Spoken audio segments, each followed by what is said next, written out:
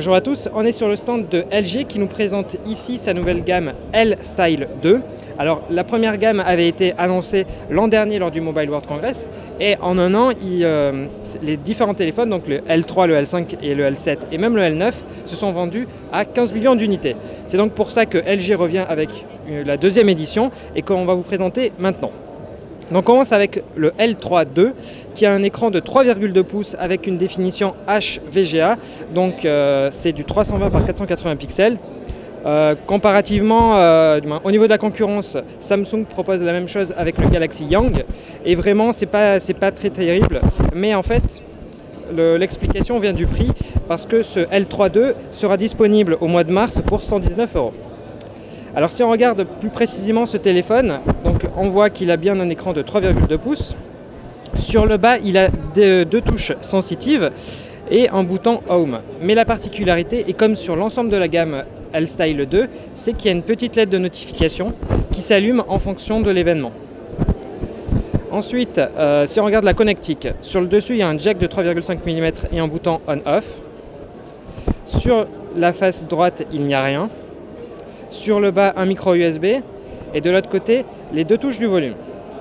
Enfin, sur le dos, il y a une caméra de 3 mégapixels et un châssis qui est en plastique, mais versus le L3 et même la gamme L-Style première génération, la qualité est bien meilleure.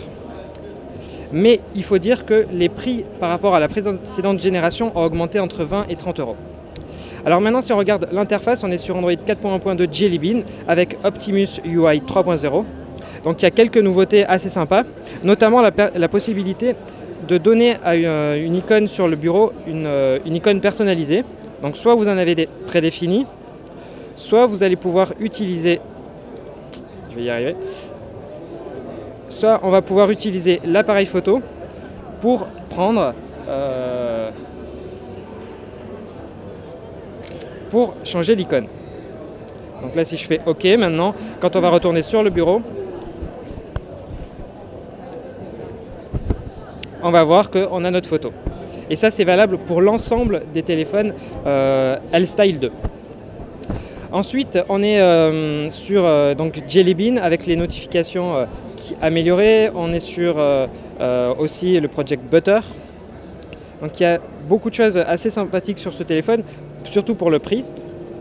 Donc comme vous pouvez le voir, on retrouve toute l'expérience LG dessus.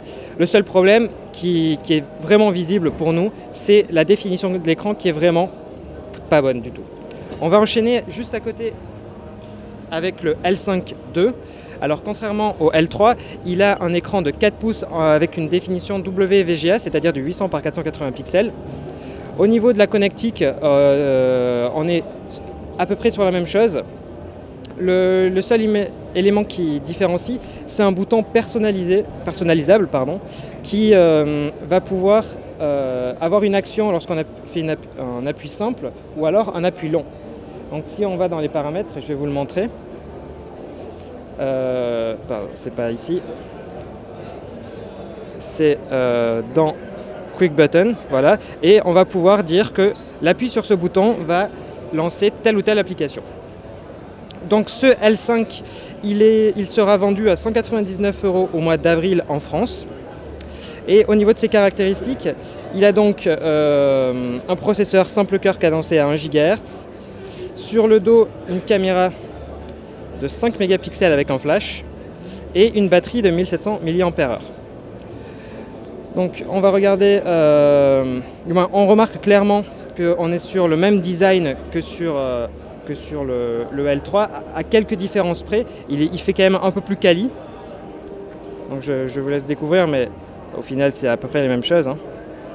Sauf le bouton On-Off qui est maintenant sur le côté. On peut également voir que l'interface est bien plus rapide que sur le L3 et je pense que Optimus UI contient également plus de fonctionnalités que sur le L3 II.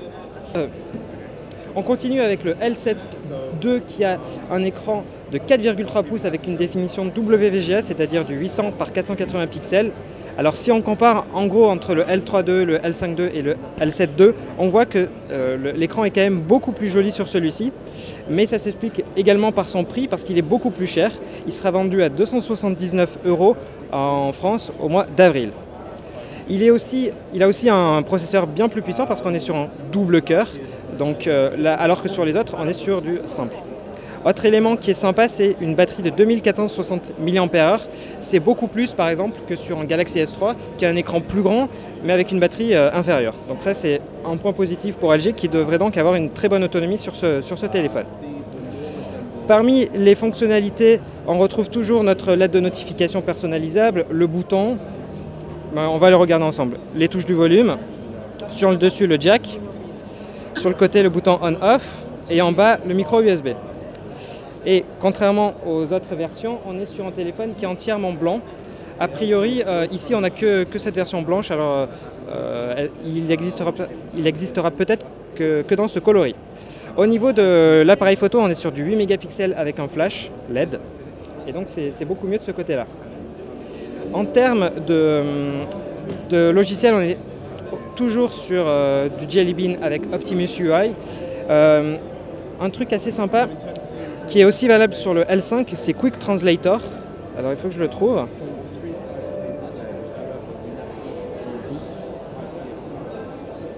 En fait, cette application, elle fonctionne à la fois en mode connecté et déconnecté. Donc en mode déconnecté, elle va permettre de faire une traduction mot à mot dans plus de 40 langues, alors que si c'est en mode connecté, ça va pouvoir faire la traduction de phrases entières.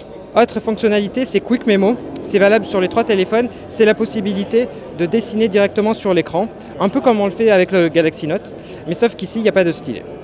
Cette gamme L-Style est beaucoup plus cohérente que l'année dernière, avec des caractéristiques plus intéressantes, malgré un prix plus élevé. Seul le L3 est un peu décevant, mais sachant qu'il est vendu à 119 €, on ne pouvait pas s'attendre à mieux.